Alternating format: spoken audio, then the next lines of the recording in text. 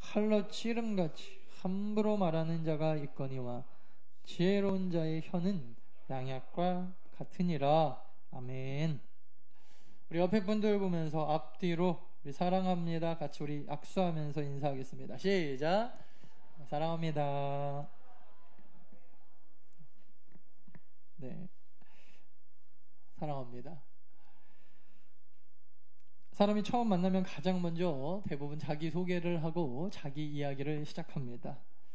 저는 이번에 또 뇌 우리 교역자 세미나 가서 많은 새로운 목사님들과 교제하게 되었어요. 뭐 다 그런 건 아니지만 사람이 처음 만나면 대부분 은근히 해요. 은근히 뭐 대놓고 하면 미련하다고 하니까 자기 자랑을 시작합니다. 자기 자랑 거의 끝날 때쯤에 이제 자식 자랑, 아니면 어떤 분은 자식 자랑부터 시작합니다. 또 손자, 손주들, 요즘에 이제 할아버지들, 할머니들이 많이 오셨더라고요. 그 다음에 이제 뭐 또 집안 자랑, 며느리 집안 자랑, 사위 집안 자랑, 또 그 다음에 또 은근히 하는 게 목회, 교회 규모, 크기, 건축, 성도들, 우리 장로님들, 권사님들, 성도님들 자랑. 그 후에 이제 그런 이것저것 얘기하다가 더 이상 할 게 없으면 은근슬쩍 남 걱정을 시작합니다. 남 걱정. 그 사람 없을 때 하는 걱정. 그래서 좀 나쁜 말로 뒤에서 담화를 나눈다. 그리고 이걸 뒷담화 뭐 이렇게 얘기를 하기도 하는데, 저는 남 걱정이라 그랬어요. 누가 시키지도 않아도 알아서 합니다. 내가 해달라고 한 것도 아닌데 그렇게 그 사람 걱정을 합니다. 은근히 질투를 섞어서 시작합니다. 그래서 제가 이번에 느낀 게 있어요. 꼭 이번뿐만이 아니라 남 걱정하는 사람들, 저도 굉장히 남 걱정을 좋아하는 사람인데, 시키지 않아도 누가 알아서 그냥 아유, 그 사람, 그 목사, 그 권사, 그 장로, 권사님들 중에도 뭐 많죠. 권사님들, 집사님들, 특별히 뭐 남자 성도님들도 있겠지만 대체적으로 그렇다 그러잖아요. 대체적으로 우리 여자분들이 모이시면은 가장 많이 하는 게 남 걱정. 근데 제가 남 걱정하는 분들 얘기 잘 들어보니까 이게 자기 자랑의 연속이구나 이거 알게 됐어요. 은근히 질투를 섞어서 남 걱정을 합니다. 자기 자랑의 연장선입니다. 선거랑 비슷하죠. 내가 내세울 게 없으면 다른 사람 일단 깎아내리면서 은근히 질투 섞인 자기 자랑. 그러므로 여러분, 다른 사람을 비판한다라고 하는 것은 사실 따지고 보면 실제적인 자기 자랑의 연장선인 것 같아요. 성경에서 마태복음 7장이나 우리 전에도 살펴봤지만 로마서 14장 같은 데 보면요, 아예 그냥 비판하지 말라고 가르칩니다. 더 정확하게 우리 마태복음 7장 같은 데를 보면요, 비판받기 싫으면 너도 비판하지 말아라 이렇게 얘기를 해요.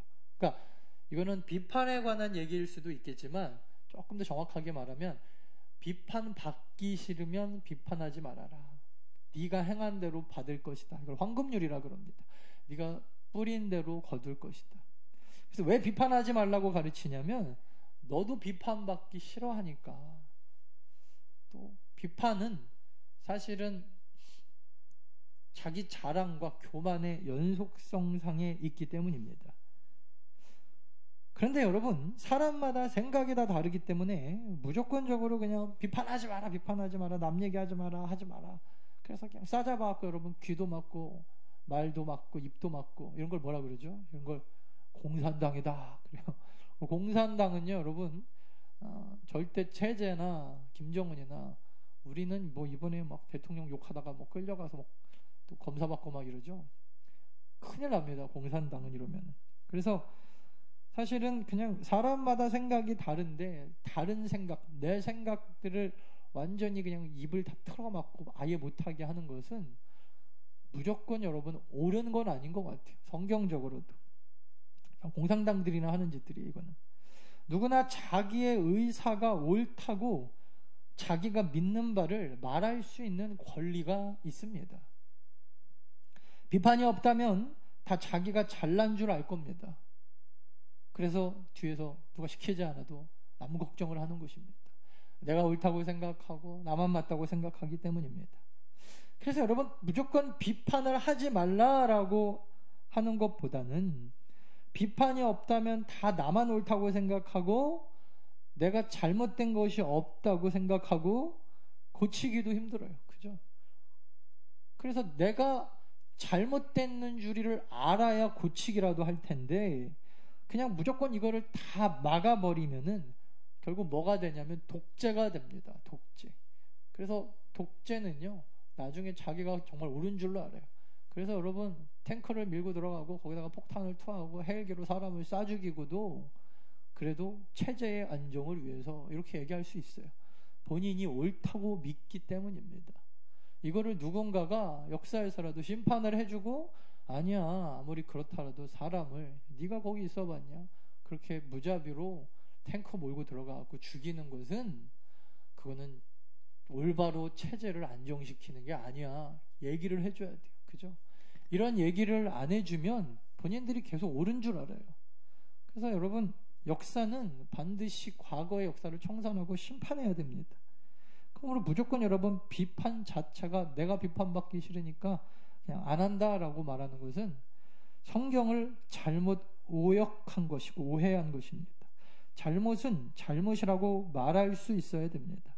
아니면 고치지도 않고 잘못된 것이 그냥 그대로 흘러가는 막 가는 사회. 법이 물론 있다곤 하지만 그렇다고 여러분, 사회가 늘 아름다운 것만은 아니잖아요. 모든 것을 여러분 법대로 처리해 보십시오. 근데 여러분, 판사도 완벽하지가 않거든요. 제가 많지는 않지만 재판 심판정 거기 들어가 본 적이 있어요. 판정하는데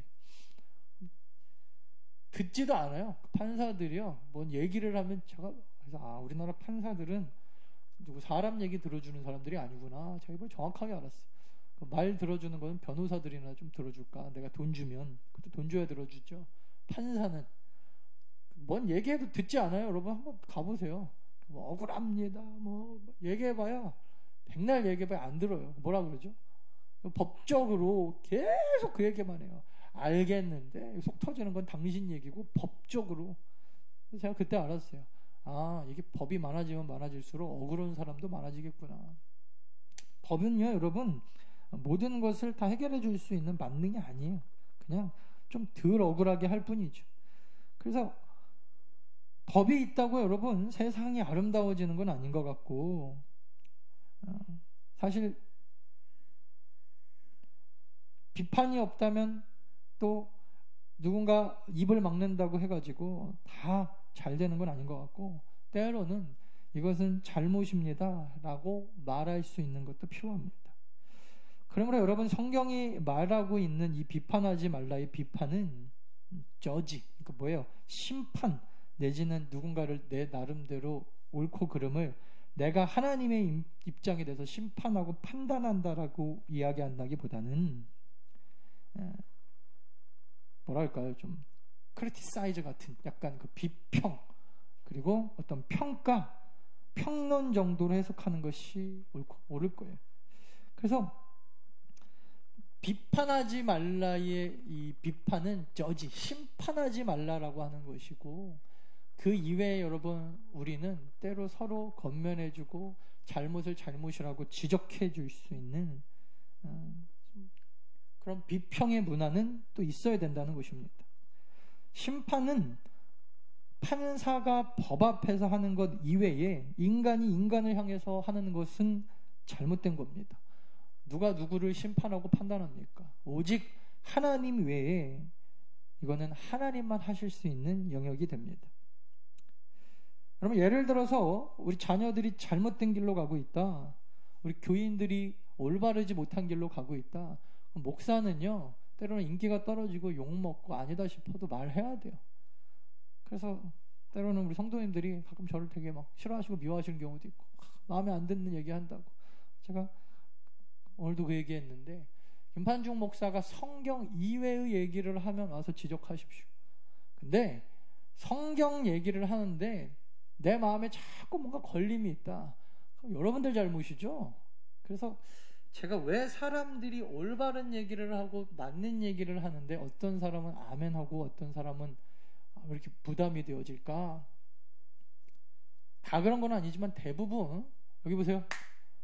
옳은 소리를 듣고 성경에 맞는 얘기를 듣는데 은혜가 되지 않고 마음이 걸리는 것은 여러분들이 지금 죄 가운데 있기 때문이에요.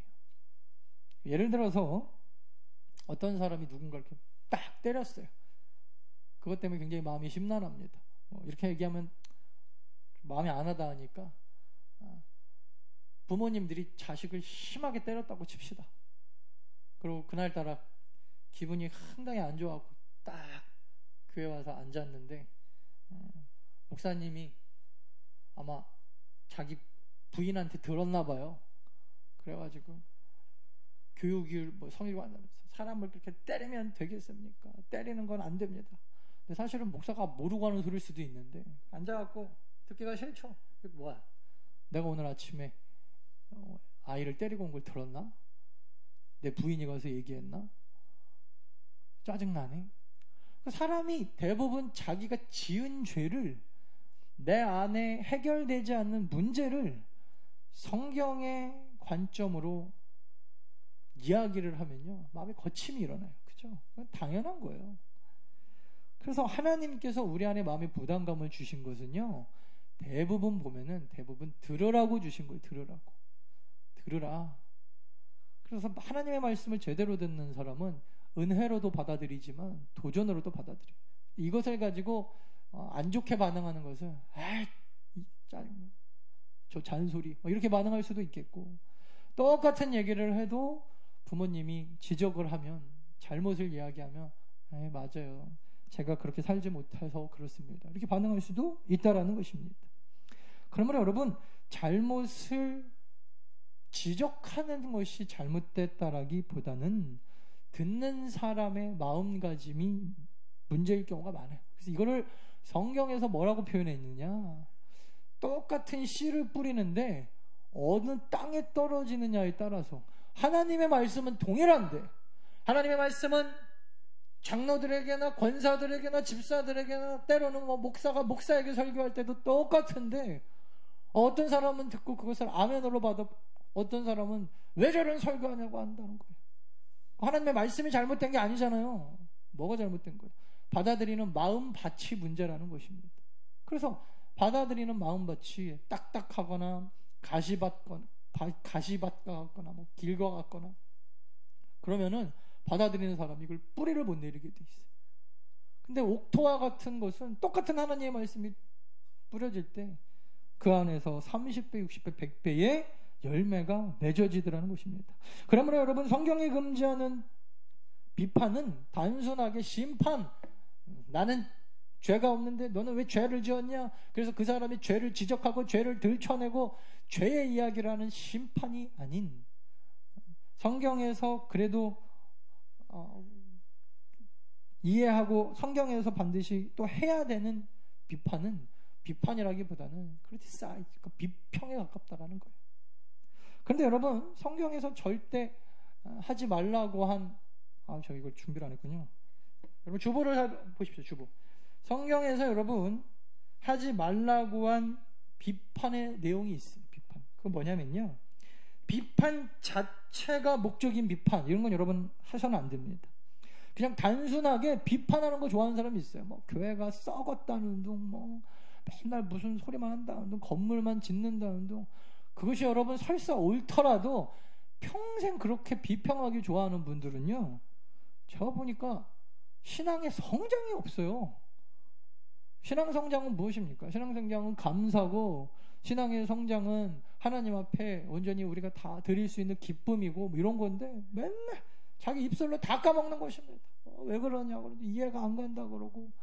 그래서 왜 그런가 보면요, 그냥 그분 성격이 그렇더라고요. 원래부터 이런 거 그냥 비판하는 거 좋아하시는 분들이 있어요. 믿음의 좋고 나쁨도 아니에요. 믿음의 많고 적음이 아니더라니까요. 저 아는 분은 교회도 잘 안 다니세요. 근데 누가 교회 욕하면은 하지 말라고 그런다고 그러더라고요. 그래서 그분들이 이제 나중에 예수 믿으면 신앙생활 정말 잘하겠죠. 그래서 선천적으로 이분은 교회 아니고 어디 가도 그냥 이럴 분들이.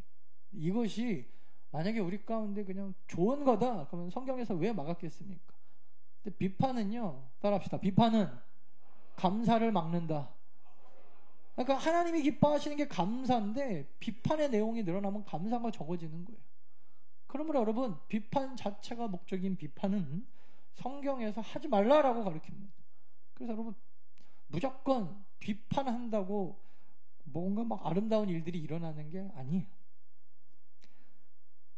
그냥 그것을 통해서 내가 잘났다, 나는 많이 배웠다, 나는 이 정도도 알고 있다, 교회를 굉장히 걱정하는 것처럼, 사회를 걱정하고 뭐 대통령을 되게 걱정하는 것처럼, 뭐 나라와 민족을 걱정하는 것처럼 얘기하는데, 사실은 여러분, 그런 사람들은 정권이 바뀌고 나라가 바뀌고 교회가 바뀌고 목사가 바뀌고 내용이 바뀌고 다 바뀌어도 또 똑같은 거 가지고 또 욕하고 있어요.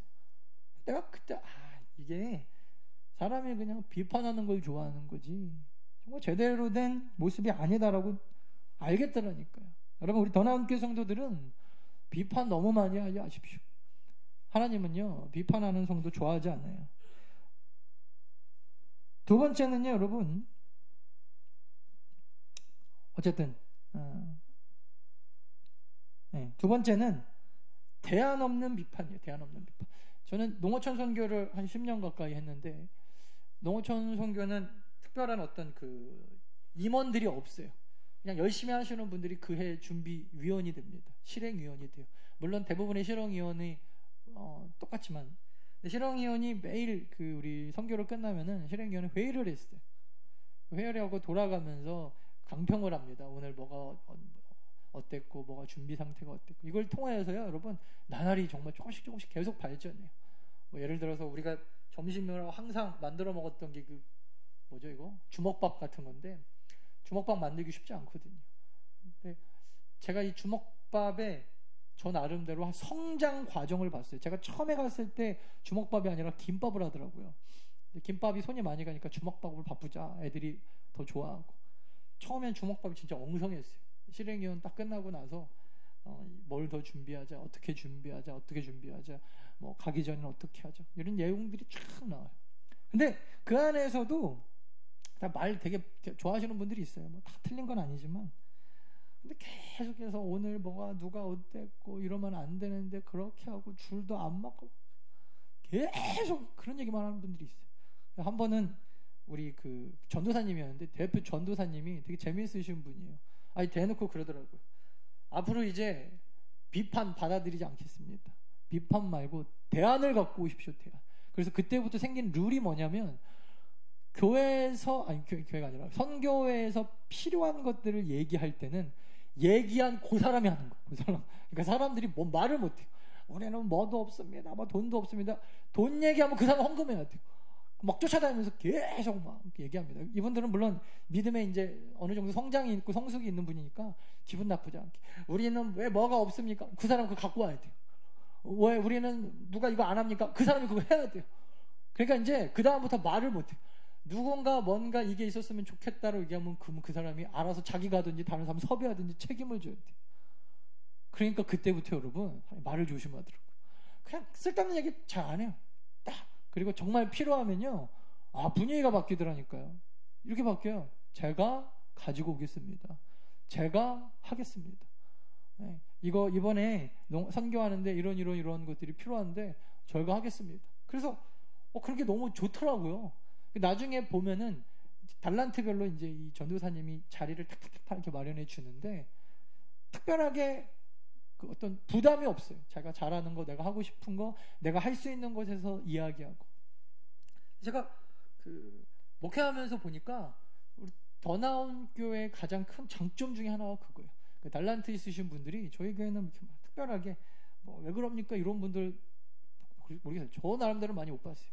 뭐 우리가 밖에 나갈 때 선교를 준비하거나 뭐 할 때 이렇게 보면요, 대부분 열심히 하시는 분들이 다 어느 정도 준비도 딱 해와요. 그리고 그거 가지고 서로 나누고 풍성하게 하고. 제가 그 역사를 보면서 그냥 어디 가면은 선교도 안 가면서 뭐 가는 사람 붙잡고 이번 선교는 이렇게 왜 안 합니까? 저렇게 합니까? 이럴 수 있거든요. 저희 교회는 다른 건 몰라도 이런 건 하여튼 훈련이 잘 돼 있어요. 조용해요. 뭐 너무 조용해서 또 문제가 될 때도 있지만, 그리고 대부분 뭔가 해야 됐다 하면 본인들이 알아서 하시더라고요. 밥 준비해야 된다 그러면 준비해야 될 분들이 알아요. 안내해야 된다고 안내해야 될 분들이 알고. 이번에 5월 26일 날 장로 장립식 보십시오. 제가 특별한 얘기 안 할 거거든요. 우리 교회 자주 하는 교회도 아닌데 전 별로 걱정이 안 돼요. 이번에도 뭐 목사님들이 오셔갖고 무슨 뭐 우리는 이렇게 했더니 이게 안 됐는데 이걸 왜 하려고 그러냐, 뭘 하려고 그러냐. 저는 걱정이 안 돼요. 진짜로. 제가 뭐 많이 해본 건 아닌데 더 나은 교회 이런 거 되게 잘해요. 내가 뭔가 해야겠다고 하면요 와서 그거 하고 있어요. 제가 교회 페인트 칠해달라고 남전도에 한번 얘기한 적이 있나요? 뭐 청소가 안 돼 있다고 뭐라고 한 적이 있나요? 알아서 하시더라니까. 알아서 그냥 본인들이 좀 이렇게 표현하면 그렇죠. 그냥 속이 터지시나 봐요. 그러니까 그냥 알아서 그 자리에서 하고 계시더라니까요. 여러분, 비판이 많은 교회는 절대 공동체가 여러분 성장할 수 없어요. 진짜 성숙한 성도들, 우리 더 나은 교회 같은 교회는 본인들에게 필요하면 알아서 해요. 그냥 목사님 뭐 필요할 것 같네요. 그래서 헌금해갖고 그분들이 알아서 다 알아서. 너무나 좋은 전통이에요, 여러분. 나는 다른 교회들은 다 안 그런다고 하면 좀 이상하더라고요. 그럼 왜 안 하지? 그냥 뭐 덥다 그러면은 뭐 선풍기 헌금하고, 춥다 그러면 난로 헌금하고, 본인들이 알아서 다 하시더라고요. 자기가 더우면 뭐 헌금하고, 비 샌다 그러면 알아서 하고. 그래서 제가 이게 단순하게 여러분 그냥 대안 없이 비판만 하는 것은 분명히 잘못됐어요. 마지막 세 번째는요, 예의 없는 것입니다.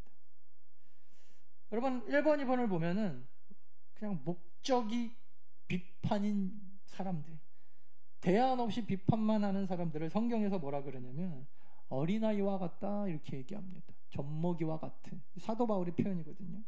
그냥 단순하게 비판만 하고 대안도 제시하지 못하는, 뭔가 자기의 잘남만 자꾸 드러내고 싶은. 근데 그런 것들 중에 가장 또 큰 모습이 이런 거예요. 뭐냐면 이 어린아이 같은 신앙의 또 다른 모습이 예의 없는 비판입니다. 그러니까 좋은 비판이고 대안도 있고 자기가 성실하게 섬기고 내가 하니까 일이 되기도 하지만, 세 번째, 근데 옆에 있는 사람이 굉장히 부담스러워.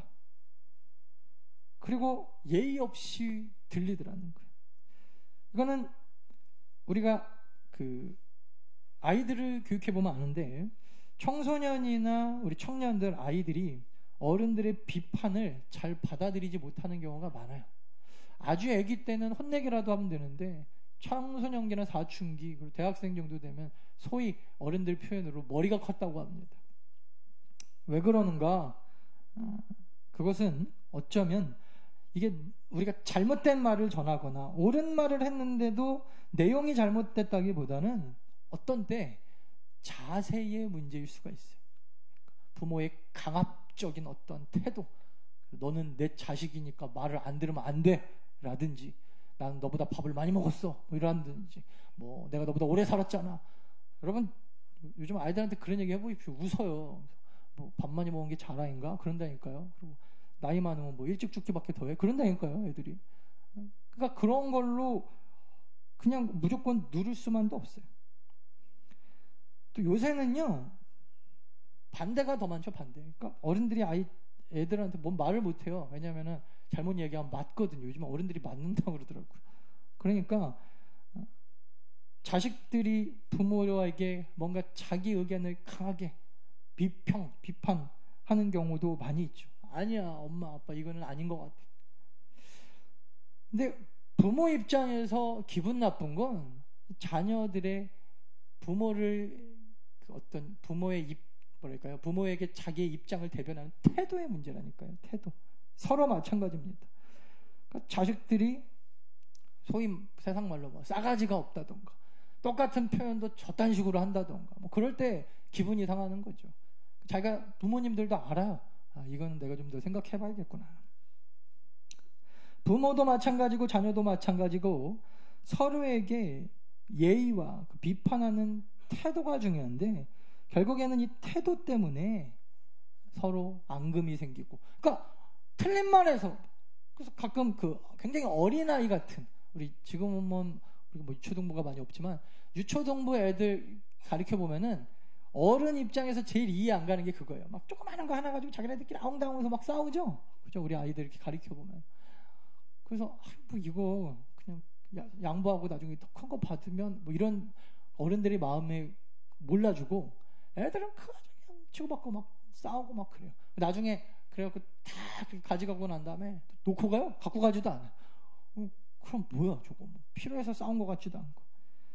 근데 사실은 그렇게 막 싸우고 나서 아이들한테 잘 이렇게 설명해 주려고 그래도 아이들이 항상 하는 얘기가 있어요. 그게 뭐냐면은 왜요? 내가 뭘 잘못했는데요? 제일 많이 하는 얘기가 그거예요. 내가 뭘 잘못했는데요? 지금 잘못 얘기하는 게 아니잖아요. 그죠? 네가 잘했다 잘못했다 그 내용 얘기가 아니라 지금의 상황과 네가 좀 이해해 줄 수 있느냐와. 그죠? 근데 이게 보니까요. 주일학생들만 그런 게 아니라 주일학생들은 어리니까 표현을 그렇게 하는 거고 어른들도 그럴 수 있겠더라고요. 목회자들도 그럴 수 있겠더라고요. 그래서 저는 누군가와 이렇게 얘기를 할 때 꼭 벽에다 대고 얘기하는 거 같아요. 제일 답답할 때가 그거예요. 내가 잘못했어? 한번 얘기해봐. 지금 그 얘기하는 게 아니잖아요. 맞다니까요. 옳은데 왜 그렇게 하냐고. 좀 그 얘기를 하고 싶은데 그럼 어떻게 하냐고. 내가 뭐 잘못했어? 내가 잘못한 거 있으면 다 얘기해봐. 그래서 이게 어른도 그렇고 아이도 그렇고 때로는 제 안에도 그런 모습이 있는데 자기가 옳다고 생각하면 이게 옳기 때문에 어떻게도 된다고 생각하는 이러한 모습들, 그것이 우리 안에 있는 게 다 어린아이와 같다라는 것입니다. 부모가 자녀에게 옳은 말을 하고 옳은 교육을 시킬 때도 마찬가지고 자녀들이 부모를 향하여서 자기가 하고 싶은 이야기를 할 때도 마찬가지고 사실은 비판도 할 수 있고 이야기도 할 수 있지만 예의와 태도는 절대 지켜줘야 돼요. 특별히 여러분 아랫사람이 윗사람에게 대하여 자기의 이야기를 할 때는 더욱 그렇겠죠. 그래서 여러분 성경은요 이렇게 얘기합니다. 사랑은 무례히 행치 않는다. 따라합시다. 사랑은 무례히 행치 않는다. 그러면서도 여러분 제가 보니까요 뭐 사랑한다 그래갖고 목회자가 교인들한테 막 강압합니다. 사랑하니까 사랑하는데 이렇게 못하냐 그러고 부모가 자녀를 너무 사랑해갖고 올바른 길로 인도한다고 무례하게 행하는 거. 내가 우리 부모님을 사랑하니까 부모님 잘못 가는 길 못 본다 그래갖고 무례하게 행하는 것은 그 사랑 아니라는 것입니다. 상대방을 위해서라는 명목하에 함부로 말하고 함부로 상처 주고 함부로 가슴을 찢는 것은 그건 어쩌면 사랑의 잘못된 모습일 가능성이 크다라는 거예요. 요즘에 여러분 우리나라가 굉장히 시끄러운 이유 중에 하나가 바로 이건데 인터넷의 그 댓글 문화. 제가 오늘 말씀을 준비한 되게 중요한 포인트 중에 하나가 이건데요. 대한민국처럼 하여튼 인터넷 잘 되는 나라 없는 거 아시죠? 맘만 먹으면은 24시간 내 손 안에 핸드폰이 있는 한 내가 하고 싶은 얘기 마음대로 익명으로 어디서든지 글 남길 수 있는 나라가 대한민국이에요. 여러분들과 제 위치가 지금 그래요. 따라합시다. 조심하자. 결국 인터넷 댓글 때문에 뭐 대통령이 당락이 결정되고 감옥에 들어갔다 나갔다 하고 지금 시끄럽고 난리죠. 성숙한 토론의 장도 될 수 있는 게 인터넷 댓글 문화지만 자기가 익명을 딱 보장이 되면은 누군가를 여러분 이 글 하나로 죽일 수도 있는 게 우리들입니다. 나는 그냥 하는 소리인데 제가 뭐 좋아하는 영화는 아니지만 신과 함께죠. 그 차태현 나온 영화. 거기에 보면은 첫 번째 그 지옥에 뭐 그런 게 나와요. 뭐 살인지옥. 그래갖고 직접적으로 내가 살인을 죽이지 않았더라도 나의 어떠한 사소한 행위가 나비 효과가 되어가지고 그리고 상대방한테 죽음의 영향력을 줄 수 있으면 그것도 살인이다. 근데 그것은 여러분 뭐 영화의 스토리지만 성경에서도 이야기하고 있는 바입니다. 그죠? 성경에서 뭐라 그러죠? 형제를 향하여 욕하고 라가라고 하는 자, 미련한 놈이라고 하는 자. 결국에는 여러분 나는 그냥 한마디로 던지고 끝난 것이 내 혓바닥이 누군가를 죽일 수도 있다라는 것을 기억해야 됩니다. 단순하게 여러분 우리는 혀로 이야기하는 시대가 아니에요. 서로 익명으로 하다 보니까 이 인터넷 댓글이 서로의 인격을 공격하는 악플 기능만 남게 되어서 자신을 감추고 찌르는 가시가 되어 마구 퍼부어버리고 상대방은 상처받고 심하면 그래서 연예인들이 자살하고 아무 근거도 없는 악플 때문에. 그리고 끝나고 나서 왜 그랬냐 그러면은 어서 주워 들었다고 다 주워 들은 얘기만 하고 앉았고. 크리스찬들도 더 문제예요, 여러분. 다 똑같이 여러분. 그래서 제가 늘 강조하죠. 특별히 우리 어린아이들도 마찬가지지만 어른들 중에 뭔 얘기 막 진리들 뭐 성경책 읽은 것처럼 말씀하시는 분이 있어요. 어디서 봤냐고 카톡에서 봤. 여러분 카톡 믿지 마세요. 따라합시다. 카톡은 성경이 아니다. 여러분 성경을 믿으세요. 성경. 목사가 성경 얘기하면 목사님 그런 얘기한다고 그러고 카톡에서 봤대. 여러분 카톡에 이번에 나왔죠? 카톡에 나오는 그 뉴스 중에 요즘에는 더 늘어났을 것 같아요. 60에서 70%가 다 가짜 뉴스. 근거가 없어요. 자기가 그냥 쓴 거 마구자기로 퍼날르고 더 나쁜 사람은 어디서 정말 근거가 있는 것처럼 거짓된 근거를 남겨갖고 오죽했으면 여러분 요즘에 뉴스들이 팩트 체크를 하겠어요. 진짜인가 아닌가. 크리스찬들이 문제예요. 크리스찬들 중심으로 여러분 뭐 정치의 좌파 우파를 떠나서 양쪽 다 마찬가지인데 카톡 믿고 여러분 무슨 정치인들을 뽑고 안 뽑고 합니까? 믿지 마세요. 여러분 다 거짓말, 다는 아니지만 대부분 거짓말이에요. 그래가지고 진리인 양 여러분 막 퍼날르고 막 좀 그거 볼 때마다 그냥 보고 그럴 수도 있겠다 생각하고 넘어가시는 거예요. 그럴 수도 있겠다. 믿지 마시라니까요. 그거 가지고 왜 사람을 죽이고 함부로 이야기를 합니까? 야고보서 3장 한번 보겠습니다. 오늘 시간이 좀 가도 이거는 보셔야 돼요. 자, 야고보서 3장. 제가 이거를 읽어드리려다가 너무 길어가지고 야고보서 3장 다 찾아보셔야 돼요. 373페이지에 있어요. 신약성경 373 2절부터 볼게요. 2절부터 눈으로 따라오십시오. 야고보서 3장 2절 373페이지. 우리가 다 실수가 많으니 여러분 인정하시죠? 사람은 실수할 수 있어요. 만일 말에 실수가 없다면 그 사람 진짜 온전한 사람일 거다. 근데 우리는 온전하지 않아요. 능히 온몸도 굴레 씌울 수 있고 우리가 말들의 입에 재갈 물리는 것은 우리에게 순종하게 하려고 그 온몸을 제어하는 것이라. 5절 이와 같이 혀도 작은 지체로 돼 큰 것을 자랑하도다. 보라 얼마나 작은 불이 얼마나 많은 나무를 태우는가. 혀는 곧 불이요 불이의 세계라. 혀는 우리 지체 중에서 온몸을 더럽히고 삶의 수레바퀴를 불사르나니 그 사르는 것이 지옥불에서 나느니라. 이러면 무서운 얘기입니까? 여러분 여기서는 혀지만 나중에 여러분 읽으실 때 카톡은 이러고 읽으세요. 인터넷 댓글은 이렇게 하고 읽으세요. 그래서 여러분 단순하게 목사님 저는 댓글 남기는 거 모르시는데요. 아니 지금 제가 댓글 남기는 기술 스킬 얘기하는 게 아니잖아요. 어디 가서 여러분 그 받은 거 가지고 그거 가지고 똑같이 여러분 전파하고 내가 어디서 봤는데 읽었는데 이건 책도 아니고요 논문도 아니고 아무것도 아니에요. 뭐 이번에 제 옆에서 제가 논문 쓰는 사람 하나 봤잖아요. 논문을 1년을 거의 그 산모의 고통을 겪으면서 쓰는데 논문에서 여러분 가장 중요한 게 뭔지 아세요? 박사학위 써보신 분들은 알 거예요. 이거 논문 써보신 분들은 제일 중요한 게 뭘까요? 이번에 강남에 있는 큰 교회 목사님 왜 어려움 당했죠? 논문 때문이에요. 논문. 이유가 뭐예요? 논문을 잘 못 써서? 아니에요. 논문의 내용이 엉망이라? 아닙니다. 뭐예요? 표절이 어떻게 됐는지 아세요? 따옴표 하나 딱 안 치면 그게 표절이에요. 직접 인용할 때는요 반드시 따옴표를 쳐야 돼요. 그 이외에 간접 인용은 어떻게 해야 되죠?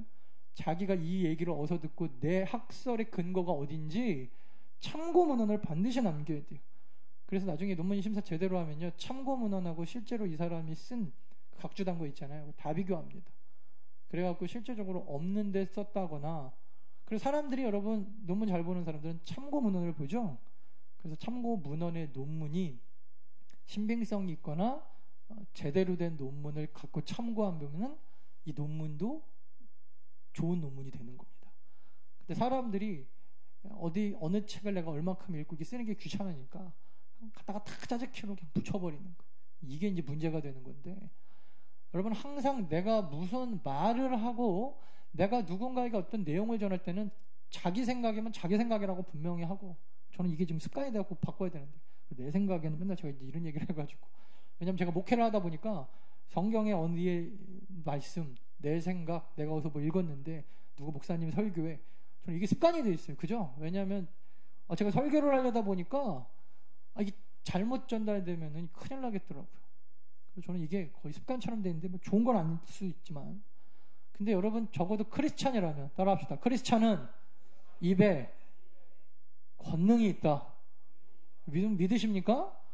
여러분들이 그냥 어디서 카톡이나 인터넷에서 주워 들은 이 글 가지고 막 하고 다니는 게 죄가 아니라고 착각하지 마십시오. 절대 그렇지 않아요. 조심하셔야 돼요. 근거가 확실해야 돼요. 누가 뭐라고 얘기하던데 정확해야 돼요. 아니면 이거 사람 죽이는 겁니다. 또 뒤에 볼까요? 8절 보니까 혀는 등이 길들일 사람이 없으니 죽이는 독이 가득한 것이고 이것으로 하나님을 찬양하기도 하고 사람을 저주하기도 하고. 그렇죠? 10절. 근데 한 입에서 찬송과 저주가 나오는도다. 내 형제들아, 이것이 마땅하냐? 어떻게 한 입에서 사람을 죽이기도 하고 하나님을 찬송할 수도 있느냐? 그러므로 여러분, 비판 자체가 우리를 뭐 할 수 없다라기보다 비판도 예의 있게 사람을 살리는 비판 할 수 있다라니까요. 그러면 크리스찬은 언제 어디서나 사람 살리는 일을 하셔야 돼요. 오늘 말씀뿐만 아니라 또 잠언 말씀 한번 볼까요? 오늘 잠언 말씀. 잠언 12장 15절부터 이걸로 봅시다. 이걸로. 네.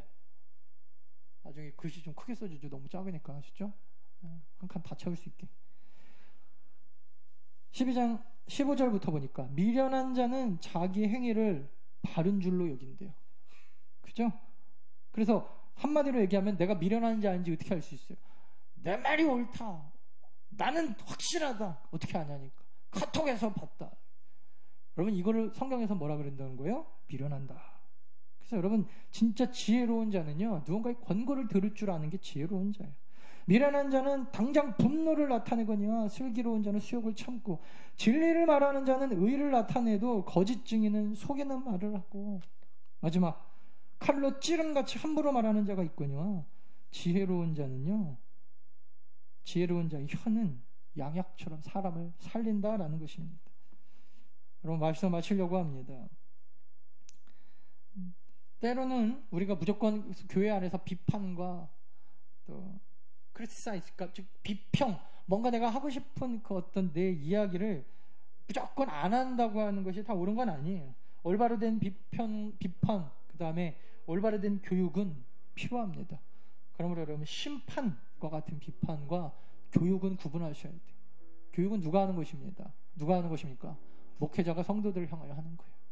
때로는 먼저 앞에 선 사람들이 자기 자녀들이나 다음 세대에게 하는 걸 교육이라고 그래요. 물론 젊은 분들이 나이 많은 분들 가르칠 수도 있어요. 상황에 따라서. 하지만 내가 교육자인지 피교육자인지 분명하게 좀 깨달으십시오. 그래서 교육을 비판이라고 함부로 공격하지 마세요.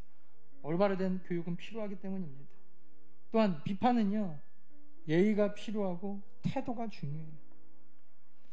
또한 비판은요, 다른 사람이 나한테 뭐라고 얘기하는지 듣는 자세도 중요해요. 단순하게 자기는 할 말 다 하면서 남들이 뭐라고 하면 굉장히 듣기 싫어하고 상처받고 시험 들 거면은, 여러분 그런 사람을 뭐라 그래요? 어린아이와 같은 미성숙한 사람. 그러면 우리가 비판도 성숙하게 하고 들을 때도 성숙하게 듣고 잘못된 것을 과감하게 고치고 성경적이지 못한 것은 끊고 하나님의 뜻대로 살아가는 성숙한 성도, 더 나은 성도 되어지시기를 간절히 축원합니다. 우리 다 자리에서